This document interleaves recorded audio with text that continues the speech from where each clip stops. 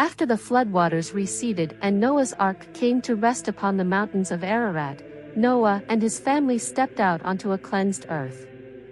The world was quiet and new, washed clean by the great flood. God blessed Noah and his sons, Shem, Ham, and Japheth, and said unto them, Be fruitful, and multiply, and replenish the earth. All creatures of the earth were delivered into their hands, and every moving thing that lived would be food for them, just as the green herbs had been. God established a covenant with Noah and his descendants, promising that never again would all flesh be cut off by the waters of a flood. As a sign of this everlasting covenant between God and every living creature, he set a rainbow in the cloud. Whenever the bow appeared in the clouds, it would serve as a reminder of God's promise that the waters would no more become a flood to destroy all flesh. Noah became a farmer and planted a vineyard. One day, he drank wine from his vineyard and became drunk. He lay uncovered in his tent. Ham, the father of Canaan, saw his father in this state and went to tell his two brothers outside. Shem and Japheth took a garment, placed it on their shoulders, and walked backward into the tent to cover their father without looking at him. When Noah woke up and found out what his youngest son had done, he said, Canaan is cursed, he will be the lowest servant to his brothers. He blessed Shem and Japheth for their respect, saying that God would dwell in the tents of Shem and that Japheth's people would grow in number and influence. Noah lived for 350 years after the flood, and his total lifespan was 950 years before he passed away. His sons became the ancestors of the nations that spread across the earth after the flood. Noah's sons were Shem, Ham, and Japheth. They had children after the flood. Japheth's family grew quickly, with 7 sons who became the ancestors of the coastal peoples. These descendants moved into lands near the sea, settling vast regions and establishing their own languages and clans. Japheth's legacy spread far and wide, though no individual among his descendants stood out as a famous figure. Ham's line included 4 sons, and 2 of them played significant roles in shaping history. Cush, one of Ham's sons, became the father of Nimrod, a mighty hunter known throughout the land. Nimrod was more than just a skilled hunter, he became a powerful leader and the founder of some of the earliest cities, including Babel, Erech, Akkad, and Calneh, located in the land of Shinar. Nimrod's name became synonymous with strength and ambition, marking him as a pivotal figure in the rise of Mesopotamian civilization. Canaan, another son of Ham, left his own mark on the world. His descendants became the ancestors of the Canaanite nations, including the Jebusites, Amorites, and Girgashites.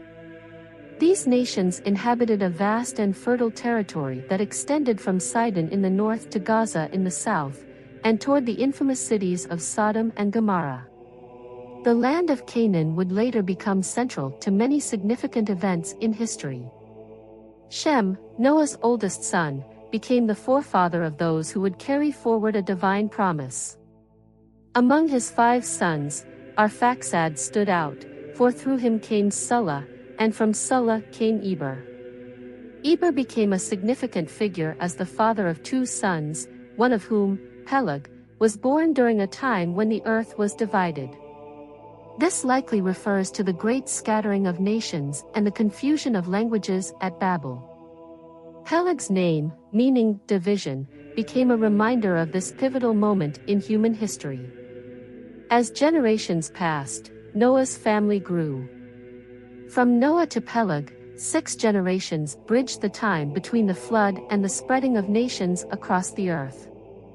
Japheth's descendants explored far and wide, Ham's line built cities and established nations, and Shem's lineage carried the promise of a future people who would shape the spiritual destiny of the world. Together, they fulfilled God's command to fill the earth and multiply, leaving a legacy that endures to this day. Now the whole earth had one language and one speech. As people journeyed from the east, they found a plain in the land of Shinar and settled there. They said to one another, "Come, let us make bricks and bake them thoroughly." They had brick for stone and asphalt for mortar. They said, "Come, let us build ourselves a city and a tower whose top may reach unto heaven. Let us make a name for ourselves, lest we be scattered abroad upon the face of the whole earth." With unity in purpose, they began building their city and the towering structure, reaching ever higher toward the heavens. Their hearts were filled with pride, seeking to make a name for themselves rather than glorifying God. The Lord came down to see the city and the tower which the children of men built. God said, "Behold, the people are one, and they have all one language, and this they begin to do. Now nothing will be restrained from them, which they have imagined to do. Come, let us go down and there confound their language, that they may not understand one another's speech." So the Lord scattered them from there over the face of all the earth, and they ceased building the city. Therefore, its name was called Babel, because there the Lord confused the language of all the earth. From Babel, the people spread across the lands, forming different nations and languages, just as God had intended for them to fill the earth. After the flood, Shem became a father at the age of 102 years after the waters receded. He continued to live for another 500 years and had many other sons and daughters. From Shem's line, a son was born when one of his descendants was 35 years old. That son would later have children at the age of 30. The pattern of life and growth continued.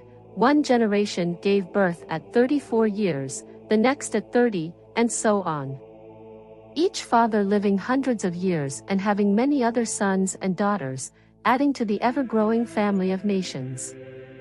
This lineage unfolded over time.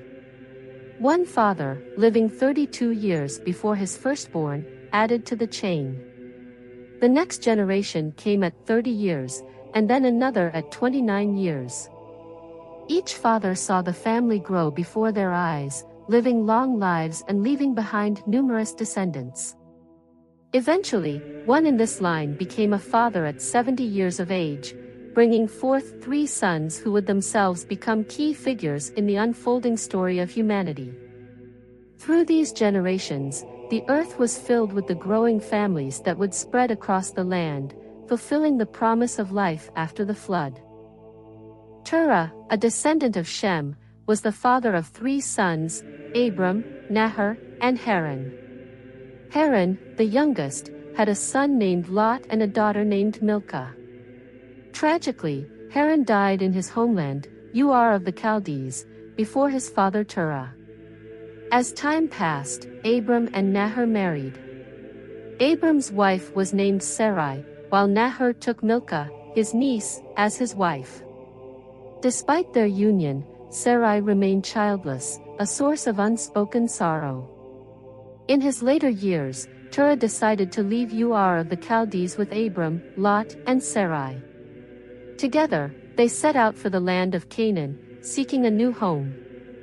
However, they stopped along the way and settled in the city of Haran. Terah lived the rest of his days there, passing away at the age of 205. After Terah's death, Abram heard the voice of the Lord, who called him to leave behind his country, his people, and his father's household.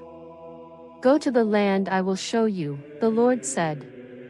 "I will make you into a great nation, bless you, and make your name great. You shall be a blessing. I will bless those who bless you and curse those who curse you, and through you, all the families of the earth will be blessed." Obedient to the Lord's command, Abram set out on this journey of faith, taking with him his wife Sarai, his nephew Lot, and all their possessions and servants gathered in Haran. At 75 years old, Abram left Haran and began the journey toward Canaan. When they arrived in the land of Canaan, Abram traveled through it, eventually reaching the place of Sichem, near the plain of Moreh. At that time, the land was inhabited by the Canaanites. There, the Lord appeared to Abram, promising, "To your descendants, I will give this land." Grateful for this divine promise, Abram built an altar to the Lord at that place. From Sichem, Abram moved further, setting up his tent on a mountain east of Bethel, with Bethel to the west and Hai to the east. There too, he built an altar and called upon the name of the Lord, dedicating his journey to him. Abram then continued his journey southward, trusting in the Lord's guidance as he walked toward an unknown future filled with divine promise.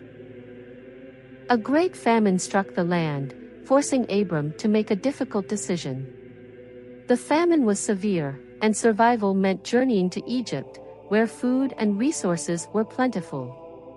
As he and Sarai approached the borders of Egypt, Abram became anxious. He turned to his wife and said, "You are a beautiful woman. When the Egyptians see you, they will say, 'This is his wife,' and they will kill me to take you. Please, tell them you are my sister, so that for your sake, they will treat me well, and my life will be spared." When they entered Egypt, Abram's fears were realized. The Egyptians noticed Sarai's beauty, and word of her reached Pharaoh's court. The princes of Pharaoh praised her before their king, and Sarai was taken into Pharaoh's house. As a result, Abram was treated generously. Pharaoh showered him with gifts: sheep, oxen, donkeys, servants, and camels. Abram's wealth grew, but it came at a cost. However, the Lord intervened. Pharaoh's household was struck with great plagues, and it became clear to Pharaoh that the cause of his misfortune was Sarai, Abram's wife. Outraged, Pharaoh summoned Abram. "What have you done to me?" he demanded. "Why didn't you tell me she was your wife? Why did you say, 'She is my sister,' so that I might have taken her as my wife? Here is your wife, take her and go." Pharaoh's command was final. His men escorted Abram and Sarai out of Egypt, along with all their possessions. They left Egypt with their wealth intact, but the experience was a humbling reminder of Abram's missteps. Abram returned to the south, journeying back to the land where he had first pitched his tent. He arrived at the place between Bethel and Hai, where he had built an altar before. There, Abram called on the name of the Lord, seeking guidance and expressing gratitude for the protection and blessings he had received despite his fears and failures.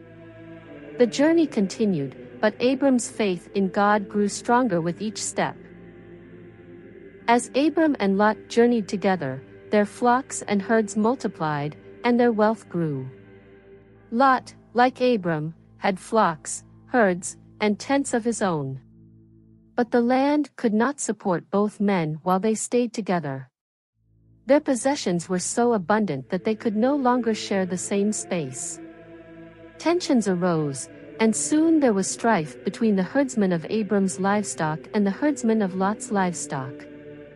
To complicate matters, the Canaanites and Perizzites also lived in the land, making resources even scarcer. Abram, desiring peace, approached Lot. "Let there be no conflict between us or between our herdsmen," he said kindly. "We are family, and there is no need for strife. The whole land is before you. Let us separate. If you go to the left, I will go to the right. If you go to the right, I will go to the left." Lot looked out over the land and lifted his eyes toward the plains of Jordan. The region was lush and fertile, well-watered everywhere, reminiscent of the garden of the Lord and the rich lands of Egypt near Zoar. Seeing its promise, Lot chose the plain of Jordan for himself and journeyed eastward with his flocks and herds. The two men parted ways. Abram remained in the land of Canaan, while Lot moved closer to the cities of the plain, pitching his tent toward Sodom. The separation was peaceful, but the choice Lot made carried unspoken consequences. For though the land was beautiful and fertile, the men of Sodom were exceedingly wicked, living in sin before the Lord. Abram, meanwhile, continued his life in Canaan, trusting in God's guidance. Though the paths of the two men diverged, their stories would remain intertwined, as the land's challenges and blessings continued to unfold. After Lot had parted ways with Abram, the Lord spoke to Abram with a promise that would shape his future. "Lift up your eyes," the Lord said, "and look from where you stand, northward, southward, eastward, and westward. All the land you see, I will give to you and your descendants forever. I will make your descendants as numerous as the dust of the earth.